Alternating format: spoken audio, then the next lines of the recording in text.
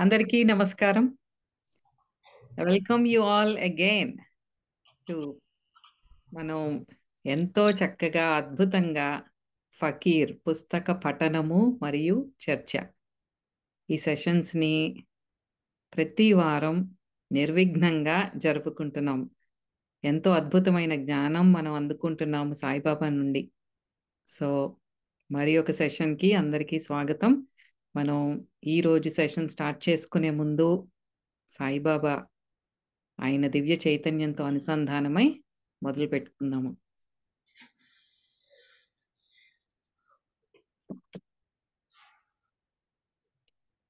ఓం శ్రీ గురుభ్యో నమః. ఓం శ్రీ కృష్ణ పరమాత్మనే నమః. ఓం శ్రీ మాత్రే నమః. ఓం సాయిరామ్. ఓం సాయిరామ్. ఓం సాయిరామ్. మనం పోయిన వారం ఏం చెప్పుకున్నాము? ఒక క్విక్ రీక్యాప్ ఇచ్చుకుందాము. అంతా కూడా పోయిన వారం మనకి బాబా ఏం చెప్పారు అంటే, అగ్ని అగ్నికి మనకి లోపల ఉన్న ప్రాణశక్తికి, అలాగే భగవంతుడికి ఎంతో దగ్గర సంబంధం ఉంది. మనం అగ్నితో ధ్యానం చేయటం ఎలాగో మనకి ఆ విజువలైజేషన్ టెక్నిక్ అనేది చాలా చక్కగా ఇచ్చారు. మీ దగ్గర ఈ 'ఫకీర్' పుస్తకం గనక ఉన్నట్లయితే, ఆ పేజీస్ ఒక్కసారి మీరు రివ్యూ చేసి, అది వీడియో వినేటప్పుడైనా సరే, మీరు చదివేటప్పుడైనా సరే, అది విజువలైజ్ చేసుకోండి. ఎలా అయితే బాబా ఎలా చెప్పారు, దీపం కానీ, ఒక క్యాండిల్ కానీ వెలిగించుకోండి.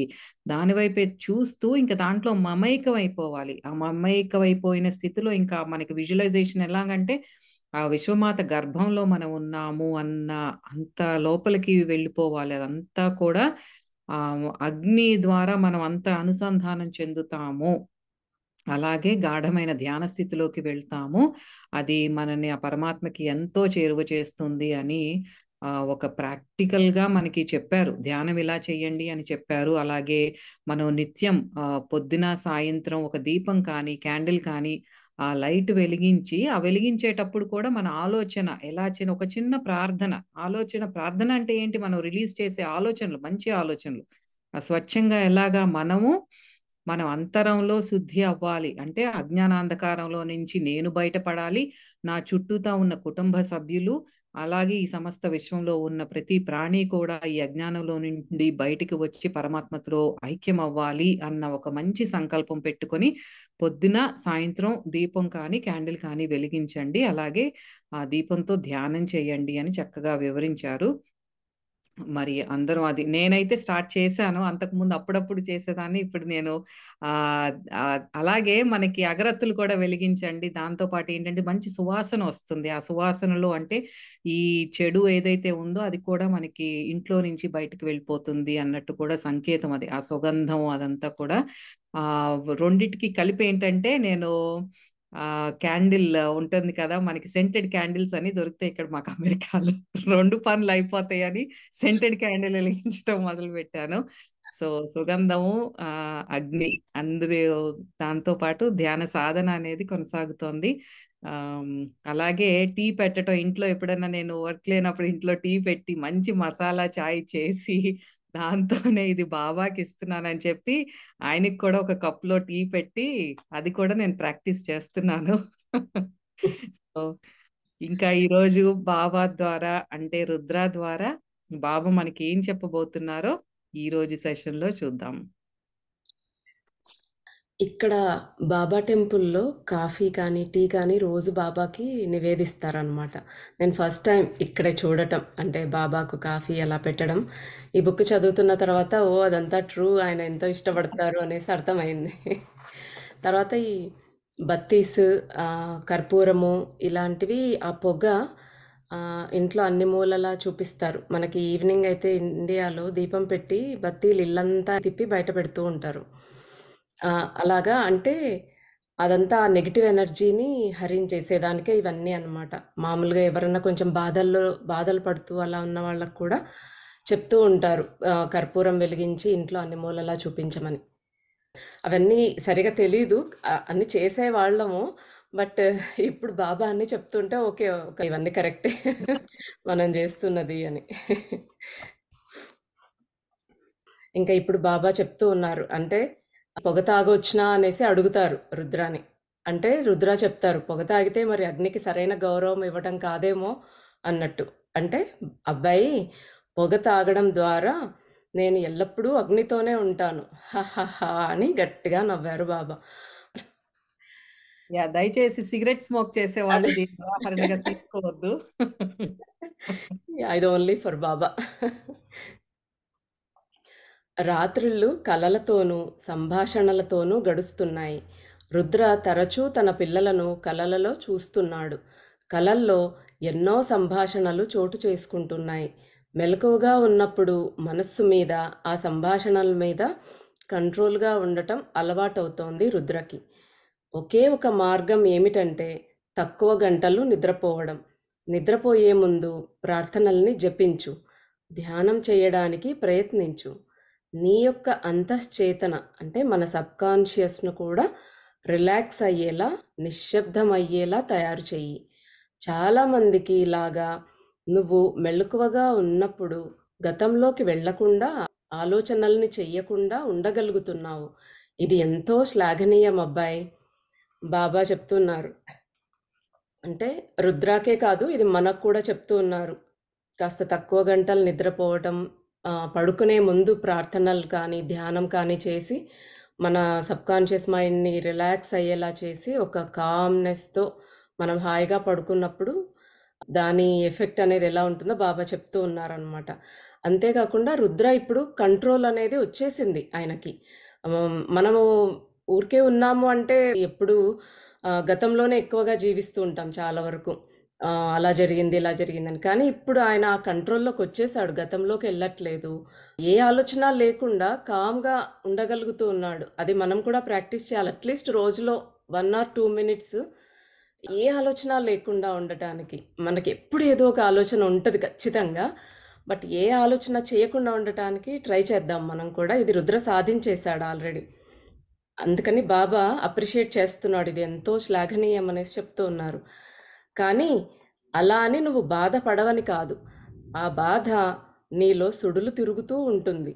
నిద్రాస్థితిలో వాటి తాలూకు ఆవిరి బయటకు వస్తూ ఉంటుంది. నువ్వు గనక ప్రార్థనల్లోనూ, ధ్యానంలోనూ నిమగ్నం కాకపోతే ఆ బాధల తాలూకు ప్రతిస్పందనలు కలల ద్వారా సద్దుమణుగుతాయి. అయితే నిన్ను నువ్వు గమనించుకుంటే నువ్వు కలలో కూడా ఎవరిని బాధించడం లేదు. నకారాత్మకంగా ప్రవర్తించడం లేదు. ఇక్కడ ఈయన ఏం ఆలోచనలు చేయట్లేదు, ఆహ్, ఏమి గతంలోకి వెళ్ళట్లేదు అని ఇంకా ఆయన అంత బాధ ఉన్నా కూడా వదిలేసాడా తన పిల్లల గురించి ఆలోచించకుండా అంటే, అలా ఏం లేదు. ఇప్పుడు ముందే చెప్పుకున్నాం తనకి కలల్లో పిల్లల్ని చూస్తూ ఉన్నాడు, వాళ్ళతో మాట్లాడుతూ ఉన్నాడు, అన్నీ చేస్తున్నాడు. మనం ఇలా ఆలోచించకుండా, గతంలోకి వెళ్ళకుండా అలా ఉన్నంత మాత్రాన మనలో బాధ లేదని కాదు. బాధ ఉంటుంది. ఆ బాధ మనం ఆహ్, ప్ మార్నింగ్ టైమ్ అంతా కూడా జపంలోనో, ధ్యానంలోనో ఉంటూ, ఆ దేవుడి ధ్యాసలో ఉంటూ, మనం కంట్రోల్ చేయడానికి చూస్తున్నా కూడా నిద్రలో మన కంట్రోల్ ఉండదు కాబట్టి, ఆ కలల రూపంలో అవన్నీ వచ్చేస్తాయన్నమాట. మనలో ఉండే ఎమోషన్స్ కానీ, మన దేని గురించైతే మనకెక్కువగా బాధ కానీ, ప్రేమ కానీ ఉంటుందో ఇవన్నీ కళ్ళల్లో అయినా కనపడుతూ ఉంటాయి. కళ్ళల్లో అయినా ఒక్కొక్కసారి మన కోపమంతా తీర్చేసుకోవడము, ఆ కక్షలు, కోపాలు ఇవన్నీ వస్తూ ఉంటాయి. అంటే ఇక్కడ భౌతికంగానే, ఫిజికల్‌గానే కాకుండా ఆయనకి కలలో కూడా యాస్ట్రల్‌గా కూడా ఆయనకి ఏ రకమైన కోపాలు, ద్వేషాలు లేకుండా ప్యూర్‌గా తయారైపోయాడు. అంటే నిజంగా నీలో ఎవరి పట్ల ద్వేషం, అసహ్యం అన్నవి లేవు. మనం పైకి ఎన్ని మారినామనుకోని, ఎన్నో పాటిస్తున్నాం, నేను చాలా మారిపోయాను అని చెప్పుకొని ఎన్ని చేస్తూ ఉన్నా కూడా, మనకు నిద్రలో బయటకొస్తూ ఉంటాయి మన అసలు క్యారెక్టర్ ఏంటి అనేది. భౌతికంగా, మానసికంగా బాధ పెట్టిన వారి పట్ల కూడా నీకు ప్రేమే ఉంది. నువ్వు నటించటం లేదు అన్నారు బాబా. బాబా, ఛానలింగ్‌కి ముందు నేనేం చేయాలి? అడిగాడు రుద్ర. సింపుల్. స్నానమైనా చెయ్యి, లేదా నీ చేతుల్ని శుభ్రంగా కడుక్కో. చేతులు మోచేతుల దాకా, కాళ్ళ పాదాల దాకా ముఖం, మెడ శుభ్రం చేసుకో. నోటిని, ముక్కును, చెవులను శుభ్రం చేసుకో. ఈ క్లీనింగ్ పద్ధతిని మేము వజూ అంటాము. వర్తమానంలో ఉంటూ లేక నీ మాస్టర్ పవిత్ర నామాన్ని ఉచ్చరిస్తూ ఛానలింగ్‌కి రెడీ కావచ్చు. కానీ ముఖ్యంగా రోజులో ఏదో ఒక నిర్దిష్ట సమయాన్ని, నిర్దిష్ట ప్రదేశాన్ని ఎంచుకో. నిన్ను నువ్వు భౌతికంగా, మానసికంగా అంతటి నుంచి విడిపడి ప్రార్థనలో మునిగిపో. ఇక్కడ ముస్లిమ్స్ చేస్తూ ఉంటారు నమాజ్‌కి ముందు ఇలాగ నవరంధ్రాలు క్లీన్ చేసుకోవటము అన్నట్టు అలాగా ఆ పద్ధతిని వజూ అంటారట. తర్వాత ఎప్పుడూ ప్రెజెంట్ మూమెంట్‌లోనే ఉంటూ ఆ నామాన్ని, పవిత్ర నామాన్ని మాస్టర్ మనకి ఎవరు ఇష్టమైతే, ఏ దేవత ఇష్టమైతే ఆ నామాన్ని జపించుకుంటూ ఛానలింగ్‌కి రెడీ అయిపోమంటున్నారు. అండ్ నిర్దిష్ట సమయాన్ని, ప్రదేశాన్ని మనకు ధ్యానం చేసేటప్పుడు కూడా చెప్తూ ఉంటారు. ఒకే ప్లేస్‌లో కూర్చొని చేస్తే దానికి ఆ ప్లేస్‌కి ఒక ఎనర్జీ అనేది వస్తుంది అనేసి. సో, ఇక్కడ బాబా కూడా ఒక టైంలో, ఒక ప్రదేశంలోనే ఎంచుకొని అక్కడే కూర్చోమంటున్నారు. మనం కూడా ఎవ్రీడే ఒకే టైంలో చేస్తే, ఒకే ప్లేస్‌లో చేస్తే ఆ డిఫరెన్స్ గమనించొచ్చు. కనీసం 15 నిమిషాలు నిశ్శబ్దంగా ధ్యాన స్థితిలో ఉండి ప్రార్థన చెయ్యి. గది తలుపులు వేసుకో. ఒక నూనె దీపాన్ని వెలిగించు లేదా క్రొవ్వొత్తి, అలాగే కొన్ని అగరబత్తీలు వెలిగించు. గదిలో ఒక భక్తిని, పవిత్రతను తయారు చేసుకో. గుర్తుంచుకో, నువ్వు నీ మాస్టర్‌ను రమ్మని, నిన్ను కలవమని, ఆశీర్వదించమని, నీతో మాట్లాడమని ఆహ్వానిస్తూ ఉన్నావు. గదంతా శుభ్రంగా ఉండేలా, పరిమళభరితంగా ఉండి, స్వర్గలోకాల సుగంధం, పరిశుద్ధ అగ్ని ప్రకాశవంతంగా ఉండేలా చూసుకో. కావాలనుకుంటే నువ్వు ధ్యానానికి కూర్చునే ముందు టేప్ రికార్డ్ ఆన్ చేసి ఏవైనా పవిత్ర గీతాలు, భజనలు వగైరా పెట్టుకో. అప్పుడు ధ్యానానికి కూర్చో, ప్రార్థించు. ఇదంతా ఒక యాంబియన్స్ క్రియేట్ చేసుకోవటానికి, ఒక పవిత్రమైన యాంబియన్స్. ఇప్పుడు మనం పూజ చేసేటప్పుడు అంతా క్లీన్ చేసేసి మంచిగా దీపం పెట్టి, బతీలు పెట్టి, పువ్వులు పెట్టి, ఆ ఎన్వైరన్మెంట్ అంతా ఒక పవిత్రంగా అనిపించేలా, ఆ భక్తి భావం వచ్చేలా తయారు చేసుకుంటాం. అలాగే ఛానలింగ్ చేసేటప్పుడు కూడా ఎలాగా ఆ యాంబియన్స్‌నంతా కూడా మనకి ఈవెన్ పత్రిసార్ చెప్తూ ఉంటారు. ధ్యానానికి కూర్చున్నప్పుడు కూడా ఇలా చేసుకొని కూర్చోండి. చీకటి చేసుకొని రూమ్‌ని చక్కగా ఒక క్యాండిల్ కానీ ఏదైనా పెట్టుకొని, బత్తీలు వెలిగించుకొని అలా చేయమని చెప్తూ ఉంటారనమాట. అలాగే ఇక్కడ కూడా బాబా చెప్తూ ఉన్నారు. ఛానలింగ్స్‌కి రెడీ అయ్యే ముందు నిన్ను నీవు ఆ అగ్నిలో ఉన్నట్టు ఊహించుకో. రక్షణను, మార్గదర్శకత్వాన్ని, దివ్యత్వాన్ని కోరుకో. ఆ అగ్ని పక్కన, ఆ అగరబత్తి పక్కన కూర్చుని నీ మాస్టర్‌ని పిలు. నీ శరీరాన్ని, మనస్సును, నీ ఆత్మను, ఆరాను, ప్రకంపనలను, ఛానల్‌ను, ప్రతి రక్త బిందువును, డిఎన్ఏను, కణాన్ని నీ మాస్టర్ యొక్క దర్శకత్వంతో, నీ మాస్టర్ యొక్క ఉనికితో, రక్షణతో నింపమని ప్రార్థించు. నిన్ను క్షమించమని, నడిపించమని, మార్గదర్శకత్వం వహించమని, కాపాడమని, నీ ద్వారా బయటికి ప్రవహించమని అడుగు. నీ మాస్టర్నే రమ్మని, మరే ఇతర ఆత్మను కూడా నీ సమీపంలోకి అనుమతించవద్దని ప్రార్థించు. మనకిక్కడ బాబా ఫస్ట్ ధ్యానం చేయమంటున్నారు. ఒక 15 మినిట్స్ నిశ్శబ్దంగా కూర్చొని ధ్యానం చేసిన తర్వాత అగ్ని ధ్యానం చేయమంటున్నారు. అగ్నిలో చూస్తూ అందులో మమేకమైనప్పుడు ఆ తన్మయత్వ స్థితిలో మనమే అగ్నిలో ఉన్నట్టుగా ఊహించుకోవడం నిన్న చెప్పిన సాధన. దాని తర్వాత మన మాస్టర్ మనకి కంప్లీట్‌గా రక్షణ ఇస్తూ, ఆయన మార్గదర్శకత్వంలోనే మనం నడుస్తూ ఉన్నాం. మనల్ని కాపాడమని ఆయనకే మనము అప్పీల్ చేసుకోవాలనమాట. క్షమించు, ఏదైనా తప్పులుంటే నన్ను నడిపించు. నువ్వు ఏం చెప్తున్నావో నా ద్వారా నువ్వే బయటికి వచ్చేలా చేయని ఆయనని పూర్తిగా, మనస్ఫూర్తిగా ప్రార్థించి ఏ ఆత్మని రాకుండా చూసుకోమని చెప్పుకోవాలన్నమాట. ఈ ప్రార్థనలు చాలా ముఖ్యమైనవి. ఆ నిశ్చల కాంతి దీపం, అగరబత్తీలు ముఖ్యం. ఇవన్నీ నీ మార్గాన్ని సుగమం చేసి నీ చుట్టూ ఓ కనిపించని రక్షణ వలయాన్ని తయారు చేస్తాయి. తద్వారా ఏ ఇతర ఆత్మ నీ దగ్గరికి రావటానికి కూడా సాహసించదు. అలాగే ఈ రక్షణ వలయం నీ దగ్గరికి ఛానలింగ్‌కై వచ్చే వారిలోని నకారాత్మక శక్తులను, ప్రకంపనలు నీకు హాని చేయకుండా చేస్తాయి. మన ఆరాని ఎప్పుడూ లాక్ చేసుకోవాలని కూడా చెప్తూ ఉంటాం. ఇప్పుడు ధ్యానం చేస్తున్నా, ఒకరికి కౌన్సెలింగ్ ఇస్తున్నా కూడా ఆరా లాక్ చేసుకోవాలి అంటుంటాం. ఇదే అన్నమాట. అందుకే చెప్తున్నారు ఈ ప్రార్థన చాలా ముఖ్యము. ఇవన్నీ చేసి రక్షణ వలయం ఏర్పరచుకున్నప్పుడు ఇంక ఏ ఆత్మ దగ్గరికి రావడానికి కూడా భయపడుతుంది. గుర్తుంచుకో, తీవ్రమైన దుఃఖంలోనూ, విచారంలోనూ, బాధలోనూ ఉన్నవారే ఛానలింగ్‌కి వస్తారు. వాళ్ళు చాలా మట్టుకు బరువైన ఆరాలతో వస్తారు. మీడియం యొక్క ఛానళ్ళు వారితో సంభాషించడం కోసం తెరుచుకుంటాయి. చాలాసార్లు మీడియం వారిలోని నకారాత్మకతను, బాధను, బరువును గ్రహిస్తాయి. అందుకే ఛానలింగ్ సమయం తర్వాత వచ్చిన వ్యక్తి తనలోని బరువంతా తగ్గిపోయిన వాడిలా తేలిగ్గా వెళ్ళిపోతాడు. చిన్న చిన్న కారణాలకు కూడా తమ తమ బాధలను, సమస్యలను మాస్టర్ పాదాల దగ్గర వదిలిపెడతారు. తీవ్రమైన దుఃఖంలో, కష్టాల్లో, విచారంలో, బాధల్లో ఉన్నవాళ్ళే ఛానలింగ్ కోసం వస్తారనమాట. అంటే పరమాత్మ ఎవరైనా సరే వారి ద్వారా మాట్లాడుతున్నారు అంటే డెఫినెట్‌గా వెళ్తాం. ఇప్పుడు ఊళ్ళల్లో జస్ట్ ఒక సాధు వస్తేనే అందరూ ఇంక వెళ్ళి వారి కష్టాలు చెప్పుకొని, మా కష్టాలు తీర్చండి అని ప్రార్థిస్తారు. బాబా ఉన్నప్పుడు అందరూ అంతే. ఆయన నుంచి ఆధ్యాత్మిక సాధన కోరిన వాళ్ళు చాలా తక్కువ మంది. ఎప్పుడూ నాకు ఈ సమస్య తీర్చు, అనారోగ్యం ఉంది, ఫ్యామిలీలో కష్టాలున్నాయి, ఇవే వీటి కోసమే వచ్చేవాళ్ళు ఎక్కువగా. సో, ఎక్కడైనా కూడా ఒక హయ్యర్ పవర్ మనకన్నా ఉంది అంటే వాళ్ళ దగ్గరికి హెల్ప్ కోసం మనం వెళ్తూ ఉంటాం. అలాగే అలా వచ్చినప్పుడు వాళ్ళ యొక్క ఎనర్జీ అంతా కూడా ఆ వైబ్రేషన్స్ అన్నీ ఈ మీడియంగా ఎవరున్నారో వాళ్ళ దగ్గరికి వెళ్ళిపోతాయన్నమాట. ఎందుకంటే ఇప్పుడు వీళ్ళు వదిలేస్తున్నారిక్కడ. ఓహ్! ఇంకా చెప్పేసుకున్నాం, మన బాధ తీరిపోయింది, ఇంక అయిపోతుంది అనే ఒక కాన్ఫిడెన్స్ వాళ్ళకొచ్చేసి కంప్లీట్ వాళ్ళ బాధని ఇక్కడ వదిలిపెట్టేసి వెళ్ళిపోతారు. అంటే వాళ్ళల్లో వాళ్ళ దగ్గర ఉన్న ఒక బాధ, ఆ నెగెటివ్ ఎనర్జీ ఏదైనా ఉంటే ఆ వైబ్రేషన్స్ అన్నీ కూడా మనకు రాకుండా ఇవన్నీ ప్రొటెక్ట్ చేస్తాయన్నమాట.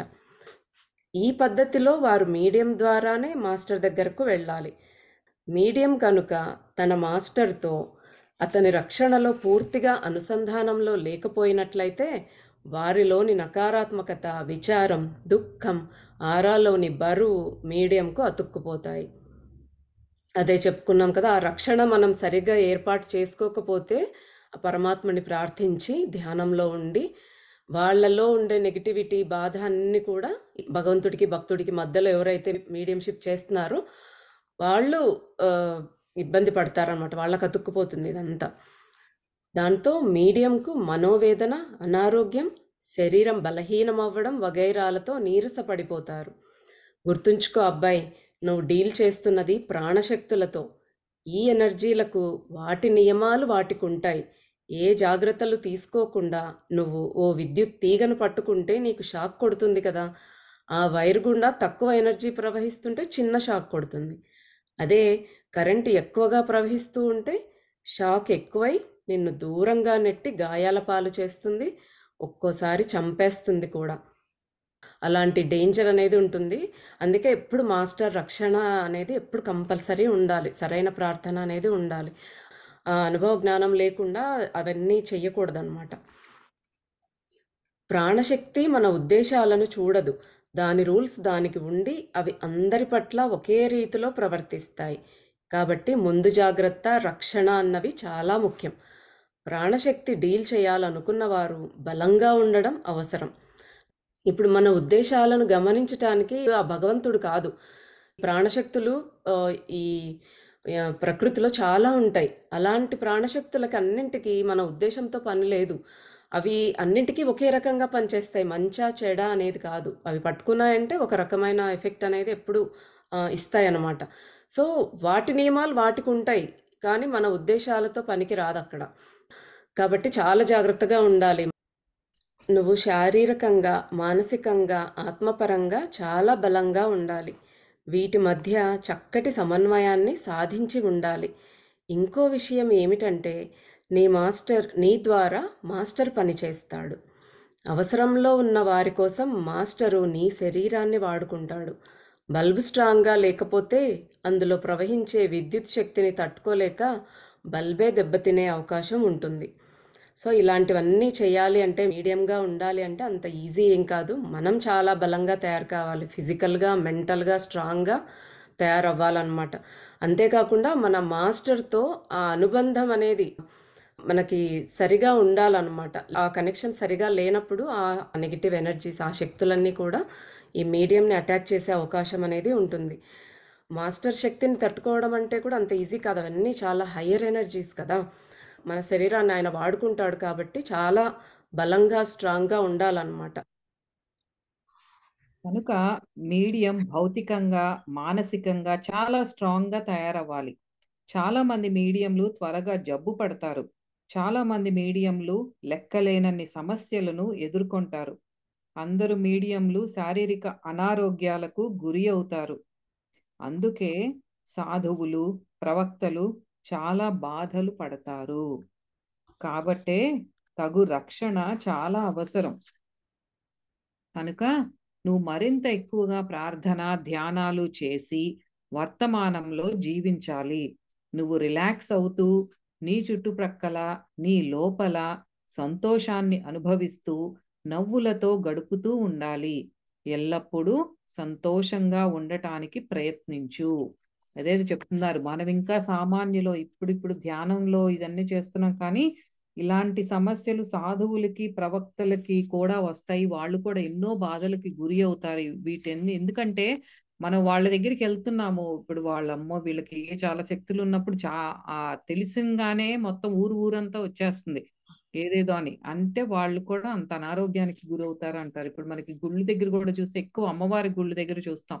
ఆ అమ్మవారొచ్చారు అంటారు. కొంతమందేమో పూనకం అందులో కొన్ని ఫాల్స్ ఇవి కూడా ఉన్నాయి. కొంత నిజంగా కూడా ఇప్పుడు ఈ ఛానెలింగ్ ఏదైతే చేస్తున్నారో అది కూడా ఉంటుంది. అంటే సినిమాల్లో చూడటమే నేనెప్పుడు బయట చూడలేదు కానీ అంటే అమ్మవారు పలికిస్తున్నారని చెప్తూ వాళ్ళ దగ్గరికొస్తారు. అంటే తెలియకపోయినా సరే ఇప్పుడు ఆ పర్టిక్యులర్ మనిషికి నీకీ సంఘటన జరగబోతోంది జాగ్రత్తగా ఉండని కానీ, లేతే నీ లైఫ్‌లో ఇది చెయ్యి నీకు బాగుపడతావని కానీ, కొన్ని ఇట్లా చెప్తూ ఉంటారనమాట. ఇప్పుడు ఏదైతే డిస్క్రైబ్ చేస్తున్నారో అట్లా చెప్పినప్పుడు ఏమవుతుందంటే అది ఆ ఎనర్జీ మళ్ళీ రిలీజ్ అవ్వంగానే వాళ్ళు కూడా కళ్ళు తిరిగి పడగటం కానీ అట్లాంటివి కూడా జరుగుతూ ఉంటాయి. ఇప్పుడు మనకి ఇది బాబా చెప్పేది అదే అన్నమాట.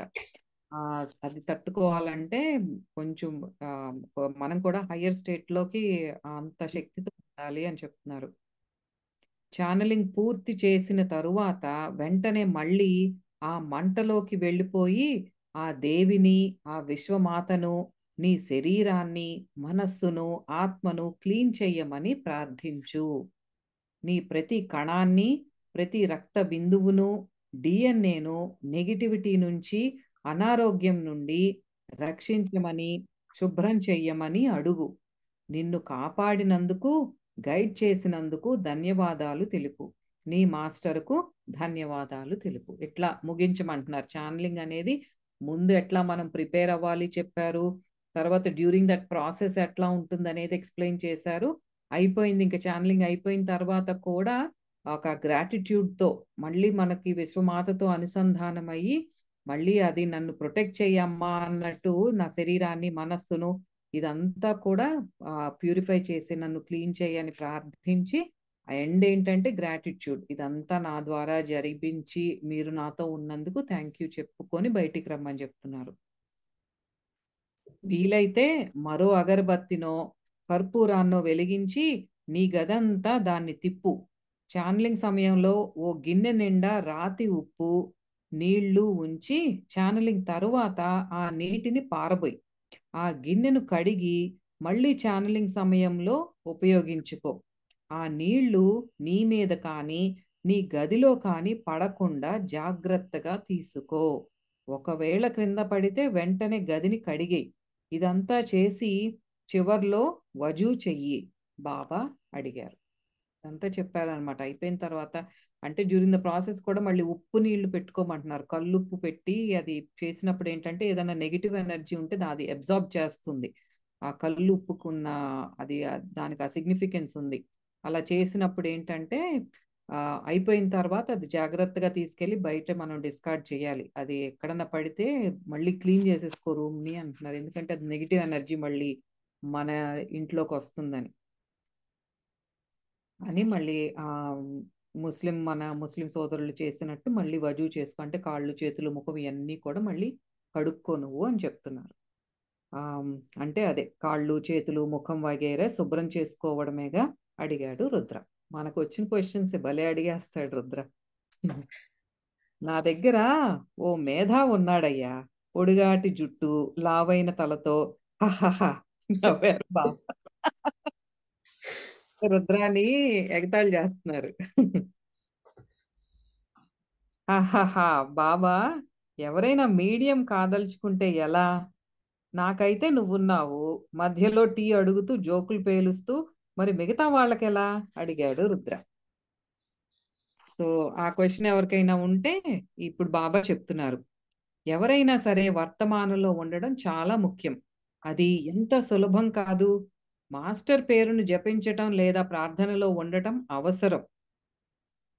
అంతేకాకుండా ఎవరైనా సరే తమ తమ బాధల నుండి, దుఃఖం నుండి విడువడి ఉండాలి. అవి ఎంత తీవ్రమైనవైనా సరే. అది ఇంపార్టెంట్ అక్కడ. మనస్సు నిశ్చలమై ఉండాలి. మనస్సంతా ఖాళీగా ఉండాలి. అప్పుడే మాస్టర్ వారి ద్వారా మాట్లాడతాడు అని చెప్తున్నారు. అంటే మన మనస్సంతా ప్యూర్‌గా ఉండాలనమాట. ఎంత మన ఇంట్లో ఎన్ని పరిస్థితులు ఎదురైనా సరే నిశ్చలంగా, నిర్మలంగా ఉన్నప్పుడే మనకి ఎవరైనా మాస్టర్ కానీ, భగవంతుడితో గాని ఆ అనుసంధానం ఏర్పడి ఒక ఛానెల్ లాగా మారటానికి అవకాశం ఉంటుంది. సరే, ఇంక నువ్వు చేసే ఆ టీ ఏదో అది తాగి నా బుర్రను ఖాళీ చేసుకుంటాను. బహుశా అది లేదనుకుంటా. ఆహాహా! నవ్వారు బాబా. ఏది? అంటే బుర్ర అంటే మళ్ళీ ఆ మనస్సు, ఆ సంకల్ప వికల్పాలు చేయటం ఇవన్నీ వస్తాయి కదా! అందుకని అట్లా నిగూఢంగా చెప్పారు. ఆ బుర్ర నాకు లేదులే అంటే మనలాగా ఆలోచించే అటువంటి చేసేది లేదు అని చెప్తున్నారు. వాళ్ళిద్దరూ సముద్రం పక్కన ఉన్న కాటేజ్‌లో దగ్గర దగ్గర 3 నెలలున్నారు. వర్షాకాలం తన మబ్బులను వెంటేసుకొని మరోవైపుకి వెళ్ళడానికి రెడీ అయింది. వేసవి వీళ్ళని సమీపిస్తోంది. రుద్ర సోఫాలో జీవచ్ఛవంలా పడున్నాడు. ఎవరో తనలోకి వస్తున్న శక్తిని, ప్రాణవాయువును ఆపివేశారేమో అన్నంత నిస్త్రాణ. అంటే తనకేదో మరి జబ్బు ముదురుతోందో సంథింగ్ ఈస్ హ్యాపెనింగ్. రుద్ర లోపల ఇంక శక్తిని కోల్పోతున్నాడనమాట. బాబా మళ్ళీ ఒకసారి తన జీవితంలోంచి మాయమయ్యాడు. ముందుగానే హెచ్చరించాడు. ఈసారి ఎక్కువ కాలం రాను అని. చెయ్యవలసింది చాలా ఉంది. గడిచిపోతున్న ప్రతి క్షణం ఓ ఆత్మను తాను నిరాశ, నిస్పృహల నుంచి, బాధ, దుఃఖం నుంచి రక్షించగల అవకాశం మిస్ అవుతోంది. బాబా తరచూ చెప్పినట్లు చాలా వరకు బాధ, దుఃఖం ఎవరికి వారు తెచ్చుకున్నవే.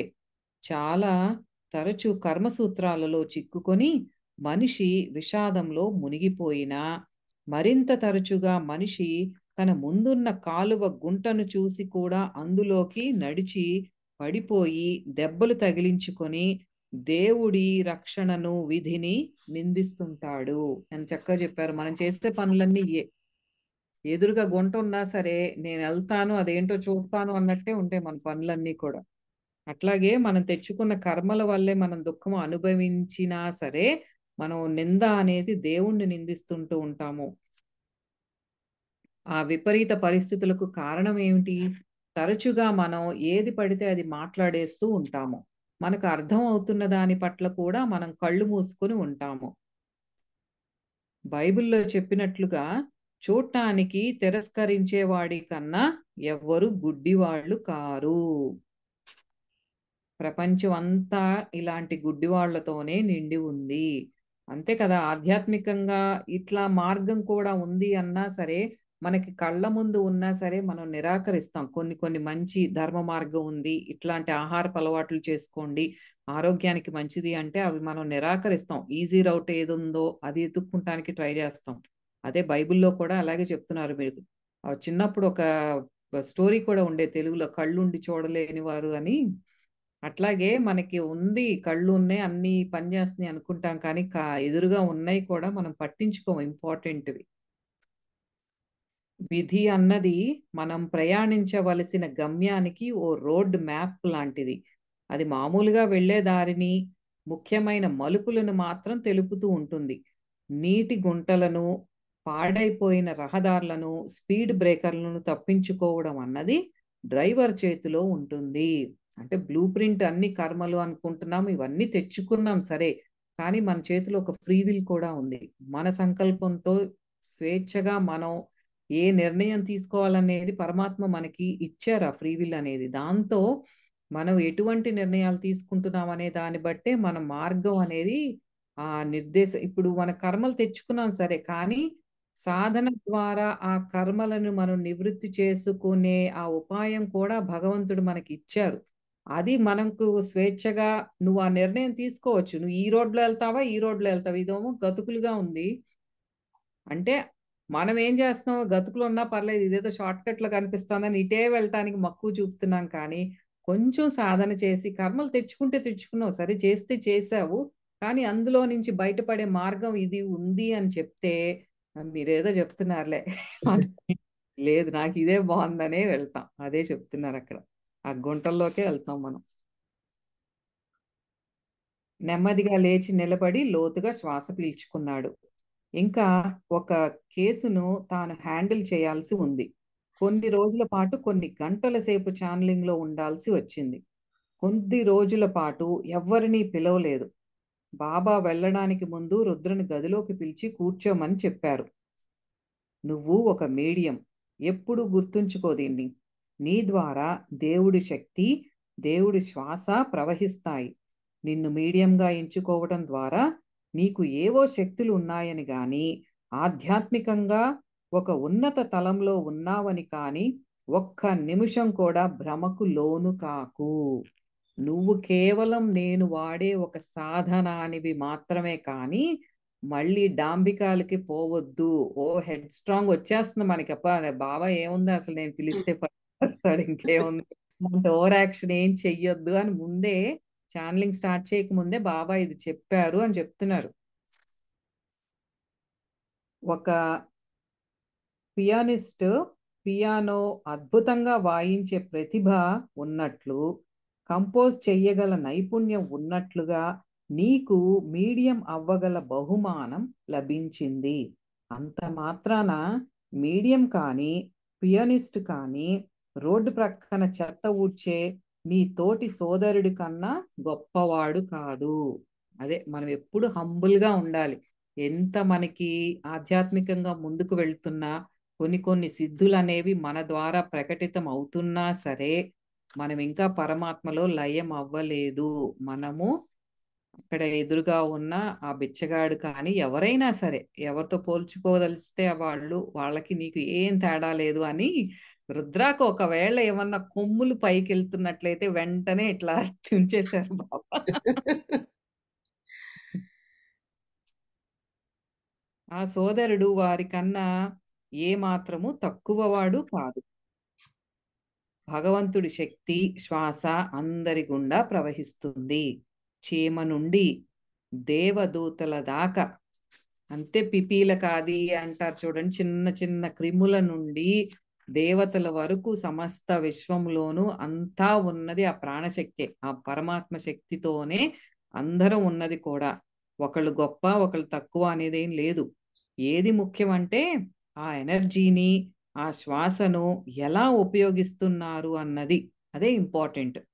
ఆ శక్తిని సృష్టికర్త, సర్కార్, ఫకీర్, వృద్ధుడు, దేవత, విశ్వమాత, దేవుడు, అల్లా, జరతుష్ట్ర, రామ్, అహురా, సాయి, మెహర్, అతడు లేదా ఆమె నువ్వు ఏ పేరుతో పిలిచినా సరే. ఎంత చక్కగా చెప్తున్నారు. మనం ఇన్ని పేర్లు పెట్టుకుని పూజ చేస్తాం. ఫ్యామిలీ ఒక్కొక్క ఫ్యామిలీ ఒక్కొక్క భగవంతుడు, ఒక్కొక్క దేవుడి నామం, ఒక్కొక్క రూపానికి అటాచ్ అయిపోయి అది కూడా మనకు ఆధ్యాత్మిక అహంకారం కానీ, ఒక మత అహంకారం కానీ వచ్చేదేంటంటే, ఈ రకరకాల పేర్లు పెట్టుకుని మీరు ఎలా పూజించినా సరే అంతా ఎళ్ళేది ఒక్క పరమాత్మకే. ఉన్నది ఒక్కటే. మీరెన్నో పేర్లు పెట్టుకుంటారు గానీ, అంతా ఒక్కటే అని క్లియర్‌గా చెప్తున్నారిక్కడ బాబా. రెండో ముఖ్యమైన సంగతి, ఛానెలింగ్‌కి ఏమీ ఛార్జ్ చెయ్యకు. ఛార్జ్ వసూలు చెయ్యడం తప్పా, ఒప్పా అన్నది నేను చెప్పడం లేదు. నేను చెప్పేది ఏమిటంటే, నీవు ఇంత అని వసూలు చెయ్యకు. ఒకవేళ ఎవరైనా ఏదైనా ఇవ్వదలుచుకుంటే భగవంతుడికి ఏవైనా సమర్పించుకోవడానికి ఉంచిన బల్ల మీద ఉంచమని చెప్పు. ఒకవేళ వాళ్ళు డబ్బు ఇవ్వదలుచుకుంటే అందులో కొంత అవసరం ఉన్న వాళ్ళకి ఖర్చు చేసి మిగతాది నీ శరీర అవసరాలకు వాడుకో. అంతేకాని ఎప్పుడు కూడా ఏమీ అడక్కు. కనీసం ఆశించకు. ఎందుకంటే వ్యక్తిగత లాభం జోడైతే చేసిన పని యొక్క ఆధ్యాత్మిక సారం వ్యర్థమవుతుంది. మెయిన్‌గా ఎక్స్‌పెక్ట్ చేయొద్దు అనేసి చెప్పేశారు. మనం ఏ పనైనా ఒక హెల్ప్ చేస్తున్నప్పుడు ఎక్స్‌పెక్ట్ చేసి చేస్తే ఇంక దానికి ఏమి యూజ్ ఉండదు. ఎంత రిచ్ వాళ్ళొచ్చినా నువ్వు ఏది ఆశించొద్దు అన్నట్టుగా చెప్పేస్తున్నారు బాబా. ఛానలింగ్‌కి వచ్చిన వాళ్ళల్లో కొంతమంది దేవుడి బల్ల దగ్గర ఓ పువ్వు కూడా పెట్టకపోవచ్చు. మరికొంతమంది బంగారం పెట్టవచ్చు. కానీ మీడియంకి అందరూ సమానమే. అందరికీ సమానమైన ప్రాముఖ్యం ఇవ్వాలి. అందరూ కూడా ప్రభువు కోసం వస్తారు, నీ కోసం కాదు. ఈ విషయం ఎప్పుడూ మర్చిపోవద్దు. నువ్వు ఈ పని చేస్తున్నావు కాబట్టి నీకు ప్రాముఖ్యత ఇవ్వాలి అని ఆశించకు. నువ్వు ఎవరికీ ఏ ఉపయోగం చేయడం లేదు. నీకు నువ్వు ఉపయోగపడుతున్నావు. ఎందుకంటే నువ్వు నీ కర్మ మీద పని చేస్తున్నావు. నీ పని ద్వారా నీ పరిణామం కూడా జరుగుతోంది. అది ఫస్ట్ ఎవరమైనా ముందొచ్చేది అదే. నా వల్ల జరుగుతోంది, నేను గొప్ప అనే అహంకారం వచ్చేస్తది. సో, నీదేమీ లేదక్కడ. నీ ద్వారా ప్రభువే వర్క్ చేస్తున్నది కాబట్టి అదెప్పుడు మర్చిపోవద్దు అని చెప్తున్నారు బాబా. నువ్వు ఎంత ఎక్కువగా స్వార్థం లేకుండా సేవ చేస్తావో, నీ కర్మల గురించి పట్టించుకోకుండా, ఏ లాభము ఆశించకుండా చేస్తున్నావో, నువ్వు అదే చేయాలనుకున్నావు కాబట్టి అదే చెయ్యాలి. ఏ బంధాలలో ఇరుక్కోకుండా, ఏమీ ఆశించకుండా, కనీసం సొంత వ్యక్తిగత రక్షణ కూడా చూసుకోకుండా అన్నీ తన మాస్టర్‌కే వదిలేస్తే, అప్పుడు నువ్వొక ప్రత్యేకమైన దారిలో నడుస్తున్నట్లు. అప్పుడు నువ్వు ఓ తేలికైన తలంలోకి, మరింత కాంతివంతమైన తలంలోనికి చేరుతావు. ఆ తలంలో ఎన్నో చూడలేని, చెప్పరాని అనుభూతులు రుచి చూస్తావు. నీ అహాన్ని పూర్తిగా నాశనం చేసుకుని, నీ మాస్టర్, దేవుడు లేదా దేవత యొక్క ఉజ్వల ప్రకాశంతో ఏకమవుతావు. సంపూర్ణంగా శరణాగతి చేయాలి. అన్నీ మాస్టరే చూసుకుంటాడు. అసలు ఏ దానికి తన రక్షణ, సొంత రక్షణ కూడా ఏమి చూసుకోక్కర్లేదు. అంతగా శరణాగతి లో ఉండమనేసి చెప్తూ ఉన్నాడనమాట బాబా. అలా చేసినప్పుడే నీ ఆత్మ ఉన్నతి అనేది జరుగుతుంది. నువ్వు ఇంకా నెక్స్ట్ లెవెల్‌కి వెళ్ళగలుగుతావు. ఇంకా మాస్టర్‌తో ఎక్కువగా కనెక్ట్ అవ్వగలుగుతావన్నట్టు. ఒక్కోసారి ఏదైనా యాక్సిడెంట్ జరిగి ఎంతోమంది ఆ యాక్సిడెంట్‌లో చనిపోయి, ఒక వ్యక్తి లేదా ఆ వ్యక్తి కుటుంబం, ఆ వ్యక్తి స్నేహితులు రక్షింపబడినప్పుడు సామాన్యంగా ఆ వ్యక్తులు దేవుడు గొప్పవాడు, నేను నా కుటుంబం రక్షించబడ్డాము అంటూ ఉంటారు. అంటే ఒకవేళ ఆ వ్యక్తి లేదా ఆ వ్యక్తి కుటుంబం రక్షింపబడకపోయి ఉంటే దేవుడు గొప్పవాడు కాడా? కొంతమంది నా గురువు లేదా మాస్టర్ చెయ్యి నా తల మీద ఉంది కాబట్టి నాకేమీ కాలేదు అంటూ ఉంటారు. అంటే గాయపడిన వారికి వారి మాస్టర్ చెయ్యి వారి తల మీద లేనట్లా? లేక వీరి మాస్టర్ కన్నా వారి మాస్టర్ శక్తివంతుడా? లేక వీరికన్నా వారి ప్రార్థనలు ఎక్కువగా పట్టించుకున్నారా? సో, ఇలా చాలామంది ఏదైనా ఆపదలోంచి బయటపడిపోయినప్పుడు నాకు ఆ భగవంతుడు కంప్లీట్ ఆయన యొక్క ఆశీర్వాదం ఉంది, అందుకే బయటపడ్డాం మేము అంటూ ఉంటారు. అందరికీ ఉంటుంది. అంటే చనిపోయిన వాళ్ళకి భగవంతుడి ఆశీర్వాదం ఉండదా ఏమైనా? ఎవరు గొప్ప, తక్కువ అనేది కాదు అనేసి చెప్తూ ఉన్నారనమాట.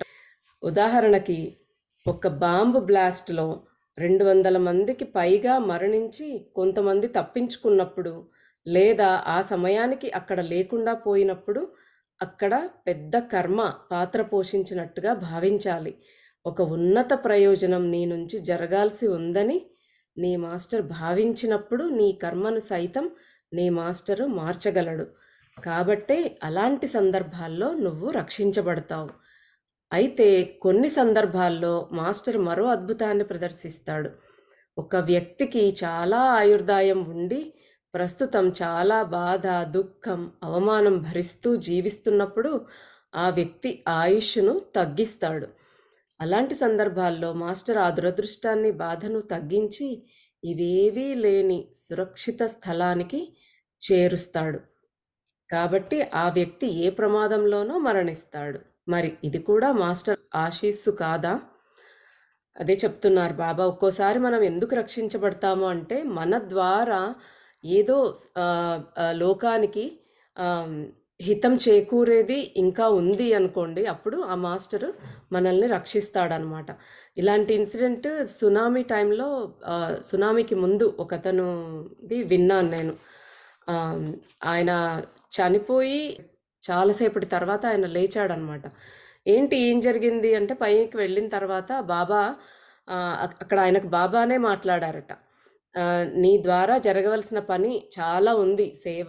కాబట్టి నువ్వు వెళ్ళు. ఇప్పుడే నీకింకా రాలేదు టైం" అన్నట్టుగా మళ్ళీ పంపించేస్తారనమాట. సునామీ వచ్చిన టైంలో ఆయన ఎంతోమందికి హెల్ప్ చేశాడట. ఆయన ద్వారా ఎంతోమంది లాభం పొందారు. సో, మన ద్వారా అలాంటి పనులు ఏవైనా లోక హితం కోసం ఏదైనా జరిగేది ఉన్నప్పుడు మనల్ని రక్షిస్తారనమాట. ఎంత ప్రమాదంలో ఉన్న వాళ్ళైనా కొంతమంది బయటకొస్తారు. అది వాళ్ళకి ఇంకా అప్పటికి చావు టైం అయినా అయ్యుండకపోవచ్చు. లేదా ఇలాంటి కారణం ఏదైనా అయ్యుండొచ్చు. లేదు కొంతమంది చనిపోతారు. ఎందుకు అంటే వాళ్ళు ఇంకా అనారోగ్యంతో ఇంకా బాధపడేది ఉందేమో. మనకి ఇంతకుముందు గూడా ఒకటి వచ్చింది. ఒక ఇన్సిడెంట్ అలాగా. సేత్ వాళ్ళ బంధువుల అబ్బాయి ఇంకా 50 సంవత్సరాలు ఆయన ప్యారలైజ్ అయిపోయి బెడ్‌లో ఉండే బదులు ఒక్కరోజు ఆయనని బాగా ఎక్కువగా బాధపడనిచ్చే యాక్సిడెంట్‌లో ఆయనని ఇంక వెళ్ళిపోయేలా చేస్తారంటే అంత బాధ నుంచి రిలీజ్ చేశారు బాబా. అలాగే చాలామందికి వాళ్ళు అనుభవించాల్సిన దురదృష్టకరమైన సంఘటనలు ఇంకా ఏవో ఉండొచ్చు. అవన్నీ అనుభవించాల్సిన అవసరం లేకుండా మాస్టర్ దయతో రక్షించేస్తాడు. సో, చనిపోయిన వాళ్ళకు మాస్టర్ ఆశీర్వాదం లేదు అని అనుకోవటానికే లేదు. పెద్దవాళ్ళు అందుకే చెప్తూ ఉంటారు. ఏది జరిగినా మన మంచికే అనుకోవాలి మనము అని. మాస్టర్స్ తమ కోసం ఎవరైతే భౌతిక, ఆధ్యాత్మిక తలాల్లో పనిచేస్తున్నారో వారి కోసం 24 గంటలు పనిచేస్తూ ఉంటారు. మీడియంల ద్వారానే కాకుండా ప్రేమ, దయ నిండిన మానవుల ద్వారా కూడా పనిచేస్తుంటారు. ఎవరైతే వారి మాస్టర్స్ కోసం పనిచేస్తూ ఉంటారో మాస్టర్స్ మిలియన్ల సార్లు వారి కోసం పనిచేస్తారు. నువ్వు ముందు ఒక ఉన్నత మానవునిగా ఇతరులకు సేవ చెయ్యి. ఇతరులకు ఏ హాని కలిగించకుండా, ఇతరుల గురించి చెడు మాట్లాడకుండా, ఇతరులకు ఏ విచారాన్ని కలిగించకుండా, వాతావరణంలో ఏ అసహ్యం, బాధ నింపకుండా ఉండు. ఒక మీడియంగా మారడం ద్వారా సేవ చేయవచ్చు. ఏదైనా సామాజిక సేవ చేయొచ్చు. ఇతరులకు చేయూతనివ్వచ్చు. మాస్టర్స్ కోసం ఎవరైతే అంటే ఇప్పుడు కొంతమంది సాధువులు, సన్యాసులు వాళ్ళే కాకుండా ఎంతోమంది సంఘ సంస్కర్తలు కూడా ఉంటారు. వాళ్ళు వారి కోసం కాకుండా సమాజం కోసం ఎంతో పని చేస్తూ ఉంటారు. అలాంటి వాళ్ళ కోసం ఈ మాస్టర్స్ వాళ్ళకి ఇంకా ఎక్కువ టైమ్స్ అంటే ఇప్పుడు బాబా మనం ₹10 ఇస్తే ఆయన నేను మీకు తిరిగి ₹100 ఇవ్వాల్సి ఉంటుంది అని చెప్తారు. అంటే మనం ఒక్క మంచి పని చేస్తే ఒక్కటన్నా సమాజానికి ఉపయోగపడేలాగా ఉంటే మాస్టర్స్ వాళ్ళు చూసుకుంటారు మన సంగతి. అందుకే ఎవ్వరిని నిందించకుండా, బాధ పెట్టకుండా ఫస్ట్ మనిషిగా మనము ముందుకు వెళ్ళాలి. ఎవరైతే ఆరోగ్యం లేక, శాంతి లేక బాధపడుతుంటారో వారి కోసం అవి లభించాలని ప్రార్థన చెయ్యి. ప్రపంచ శాంతి కోసం ధ్యానం చెయ్యి. ఆకలితో అలమటించే వాళ్లకు కడుపు నిండా తిండి పెట్టు. గుడ్డలు లేని వాళ్ళకి గుడ్డలివ్వు. నిలువ నీడ లేని వాళ్ళకి నీడ కల్పించు. భగవంతుని సేవించటానికి ఎన్నో దారులున్నాయి. అయితే గుర్తుంచుకో, నీ సేవను చూసి మెచ్చి ఈ మాస్టర్ తిరిగి 1000 సార్లు ఎక్కువగా నిన్ను ఆదుకుంటాడు, సేవ చేస్తాడు. మరో విషయం, సేవ అంటే ఏ రకంగా అనేది ఇక్కడ ఇచ్చారు మనకు. నీడ లేని వాళ్ళ కోసం మన చేతనైన సహాయం చేసి వాళ్ళని ఆదుకోవచ్చు, ఫుడ్ పెట్టొచ్చు.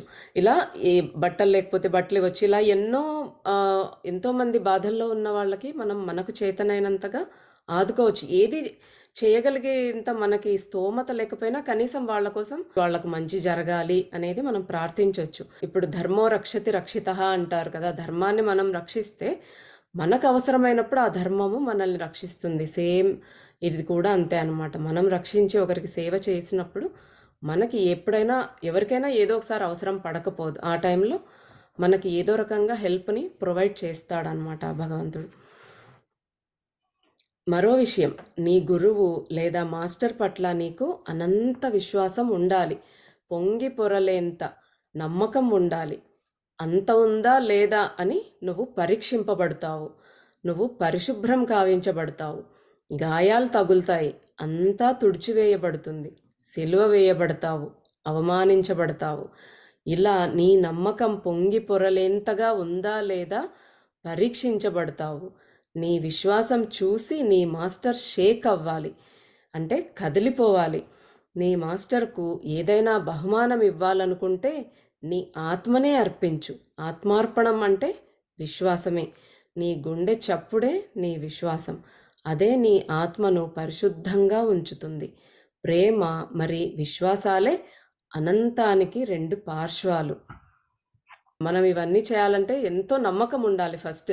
అండ్ ఓకే, నాకు నమ్మకం ఉంది, చాలా నిన్ను నమ్మేశాను బాబా అని మనం అనుకుంటే అయిపోదు. ఆయన మనల్ని ఎన్నో రకాలుగా టెస్ట్ చేస్తాడు. ఆ టెస్ట్‌లన్నీ కూడా మనం పాస్ అవ్వగలగాలి. ఎన్నో కష్టాలు కలిగిస్తాడు.